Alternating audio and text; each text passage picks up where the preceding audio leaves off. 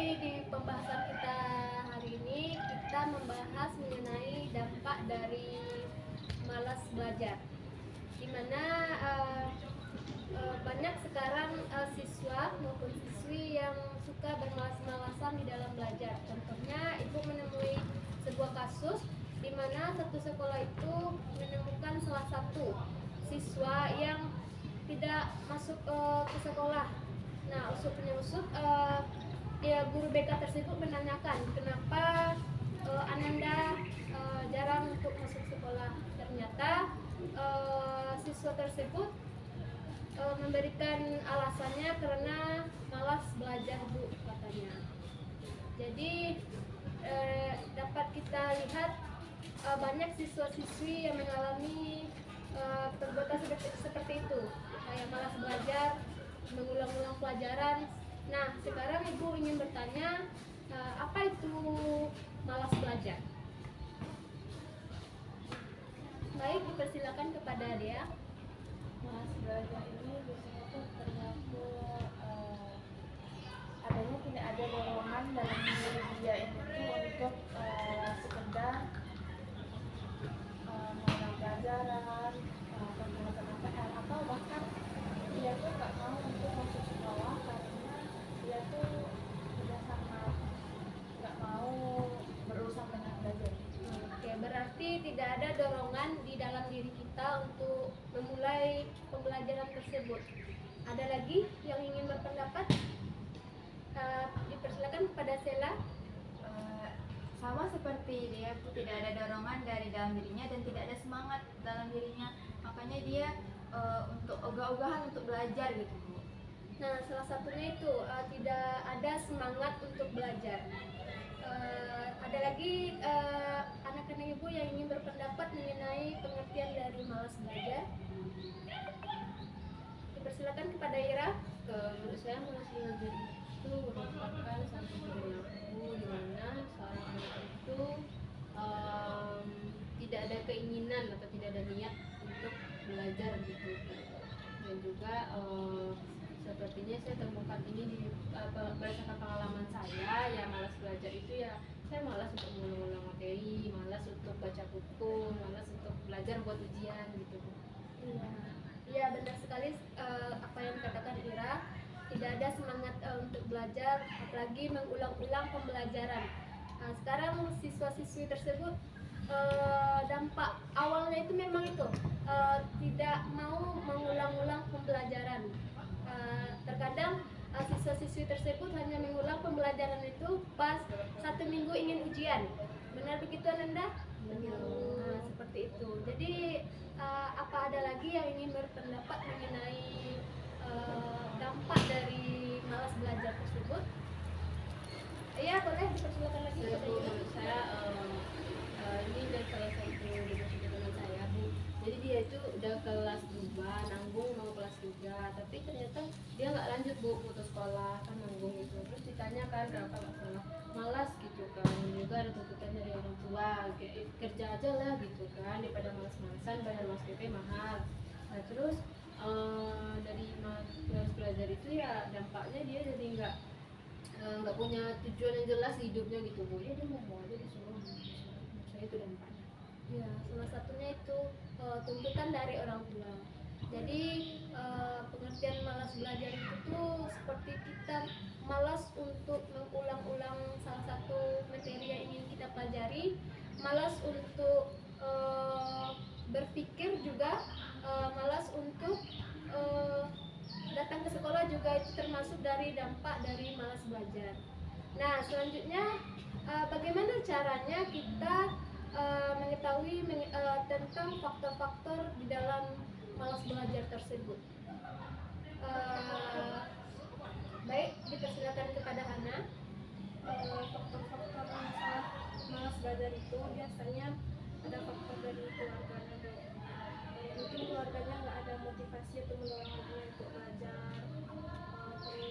mengerjakan PR, atau datang ke sekolah. Nah, yang faktor pertama yang kita ketahui yaitu tidak ada dorongan ataupun motivasi yang diberikan oleh orang tua. Selanjutnya kepada Raisa. mungkin yang bisa menjadi faktor itu lingkungan termasuk ya Bu, di mana lingkungan pertemanan, lingkungan keluarga, karena hal-hal tersebut dapat berdampak juga pada pengaruh anak dalam belajar. Seperti seseorang yang memiliki lingkup pertemanan yang malas dalam belajar, tentunya dia juga akan ikut-ikutan malas untuk belajar. Oke, itu salah satunya juga. Dengan faktor itu, faktor lingkungan di dalam hidup siswa-siswi tersebut. Selanjutnya, Pak Darisnya? Menurut saya faktor dari diri dia sendiri, Bu. Misalnya dia itu tidak ada motivasi, tidak ada dorongan untuk belajar, tidak ada tujuan. Bagaimana menurut pendapat Nurul? Menurut saya orang yang malas belajar itu siswa-siswi yang malas belajar itu karena dia itu tidak paham materi. Misalnya di kelas itu tidak paham mata pelajaran yang dikasih guru itu, dia guru di dalam kelas itu tetap melanjutkan ke pembahasan selanjutnya Bu. Jadinya kan tidak paham ya Bu, jadi dia tuh jadi malas gitu untuk selanjutnya. Percuma saya belajar nanti juga tidak paham gitu. Apa benar itu Sela? Saya setuju Bu dengan Nurul, soalnya kalau misalkan kita nggak paham pasti kita jadi malas Bu untuk belajar, dan terkadang dari cara mengajar guru tuh juga bisa memfaktori, karena kadang guru tuh hanya ngomong aja gitu Bu, jadi kayak kita belum paham tapi ibu tuh sudah melanjutkan, jadi kayak kita nggak paham dan kita jadi malas untuk belajar lagi Bu. Oke, jadi seperti itulah faktor-faktor dari dampak malas belajar. Yang pertama itu dari kurangnya motivasi ke orang tua, lingkungan, bahkan di diri kita sendiri juga seperti itu. Nah, setelah kita mengetahui dari faktor penyebab dari malas belajar ini, jadi apa yang dirasakan ataupun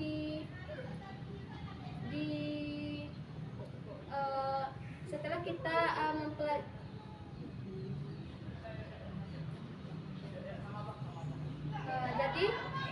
setelah kita mengetahui tentang faktor dampak dari malas belajar ini, bagaimana caranya kita bisa mengatasi dari sifat malas belajar ini?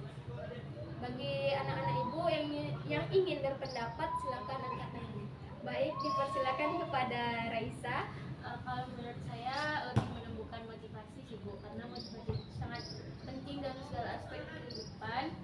Karena jika tidak ada dorongan yang baik dari dalam diri kita sendiri, tentunya tidak akan ada hal-hal yang bisa kita lakukan dengan baik. Contohnya dari malas belajar ini. Oke, memotivasi diri kita sendiri. Seharusnya kita dapat memotivasi supaya kita harus bisa. Masa orang lain tidak bisa, kita tidak. Lagi nanggung ya apa cerita dari Ira tadi, sudah kelas 2 namun malas untuk melanjutkan karena dampak apa tadi Ira? Dampak orang tuanya yang menyuruh untuk bekerja. Kan sayang, apalagi cuma 1 tahun lagi untuk bersekolah gitu. Bagaimana, apakah teman adik-adik semua ada yang ingin berpendapat? Dipersilakan. Benar yang dikatakan Reza Bu, selain meningkatkan motivasi kita, bisa juga untuk kita mencari lingkungan atau pertemanan yang baik juga. Kayak kalau misalkan teman kita rajin, pasti kita akan termotivasi untuk rajin juga gitu Bu dalam belajar, dan begitu pun sebaliknya. Oke, dipersilakan pada Ira. Kalau dari saya cara memotivasinya itu, kalau saya ketemu teman-teman saya itu harusnya sebelum terjadi saya bakalan mengatakan ke mereka ya Bu, biar tahu masalah apa dan dia tuh tahu gitu pentingnya belajar. Penting untuk belajar untuk masa depan juga kan. Selanjutnya apa ini anak-anak ibu ingin berpendapat lagi? Dipersilakan kepada Nurul. Ya menurut saya Bu ya, di sekolah itu langkah baiknya lah Bu disediakan kotak saran gitu. Nanti siswanya membuat saran-saran pesan-pesannya tanpa nama lah Bu, biar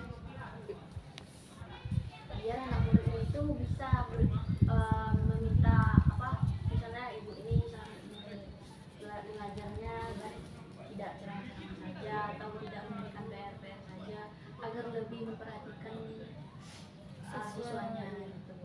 Oke, jadi dapat kita ketahui tentang bagaimana caranya mengatasi malas belajar ini. Yang pertama, di diri kita sendiri, memotivasi diri kita sendiri. Selanjutnya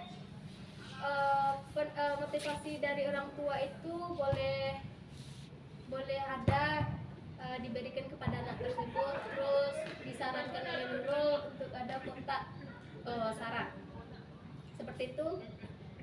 Ananda, jadi bagaimana komitmen Ananda mengenai dampak dari malas belajar tersebut? Baik, dipersilakan kepada Raisa. Komitmen saya terhadap diri sendiri tentunya tidak akan malas belajar, Bu, dan memotivasi diri agar bisa lebih rajin lagi. Oke, Ibu terima ya komitmen dari Raisa. Selanjutnya dipersilakan kepada Dea. Mungkin komitmennya adalah, ya Bu, kita harus bisa memotivasi diri kita. Kemudian kita juga harus bisa mengetahui gaya belajar kita agar kita tuh tidak merasa jenuh dan bosan ketika belajar. Jadi kita nggak punya rasa yang terlalu malas untuk belajar. Oke, selanjutnya kepada Sela. Saya juga sama seperti teman-teman yang lain untuk meningkatkan motivasi belajar saya yang pertama. Yang kedua, mencari teman-teman yang bisa membuat saya rajin lagi, Bu. Jadi teman juga termasuk memberikan motivasi kepada diri kita. Oke, selanjutnya kepada Hana. Saya mungkin sama seperti yang lain, Bu. Lebih memilih relasi teman, terus bisa memilih tujuan mau jadi apa, juga memotivasi diri kita sendiri. Juga sama seperti Sela tersebut. Kemudian kepada Ira. Kalau saya sih lebih memotivasi diri saya sendiri dan juga memotivasi teman saya yang untuk terhindar dari dampak malas belajar itu. Nah, terus juga saya akan berusaha untuk membawa dia keluar dari masalahnya sampai ke kita. Oke. Menurut Rizky bagaimana? Kalau saya sama seperti dulu, memotivasi diri agar nantinya tidak malas, terus lebih ke membagi waktu, jadi semua komitmen anak-anak ibu terima. Untuk itu marilah kita bertepuk tangan untuk diri kita sendiri.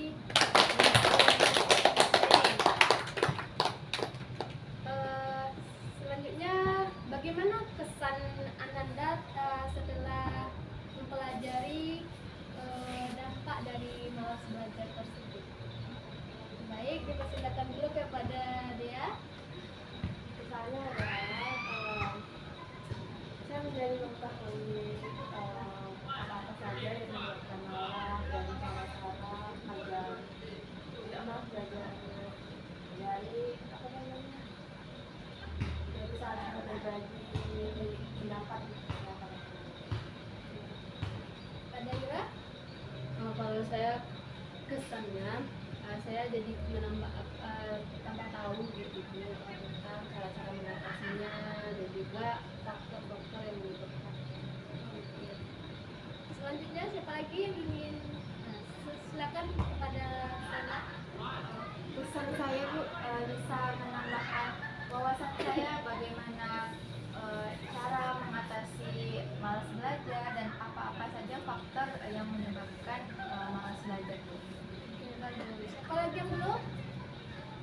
Nah, pada Hana. Pesan saya sama seperti yang lain, Bu. Bisa menambah wawasan saya, terus bisa mengubah saya supaya menjadi tidak. Oke. Siapa lagi? Bisa? Pesan saya sama seperti teman-teman dulu,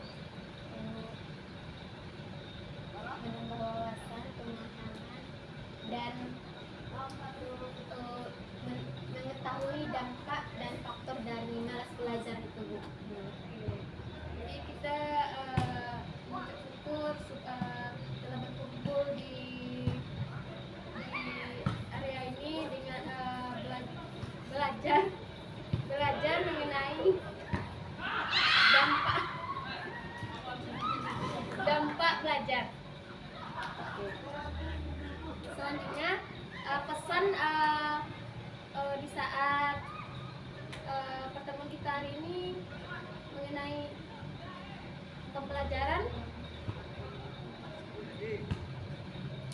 dipersilakan kepada Ira. Kalau pesannya, semoga kedepannya saya di lingkungan saya itu jadi lebih muda, dan juga pesannya untuk menjadi lebih jadi dalam artinya di hari yang sama waktu yang sama tapi di dalam ruang Oke, kita lakukan pertemuan kita di ruangan tertutup lebih baik. Nah, selanjutnya kepada Nurul. Karena itu kita membukannya ya aplikasi lah Bu, kalau Iya, iya sih. Lanjut Nura. Jadi kita, iya sih kayak pegel gitu kan. Siapa lagi? Laisa ada? Hana? Cukup Bu, berarti cukup. Jadi dikarenakan waktu kita telah habis, kita akhiri saja ya pertemuan kita pada hari ini. Untuk mengakhiri pertemuan kita hari ini, siapa yang ingin memimpin doa untuk mengakhiri? Baik, dipersilakan kepada Dea. baik teman-teman, kita akhiri bimbingan kelompok kita ini dengan berdoa menurut agama dan kepercayaan masing-masing. Doa mulai.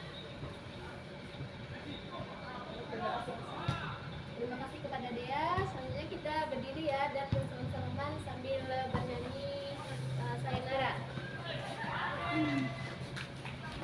Mulai. Bye.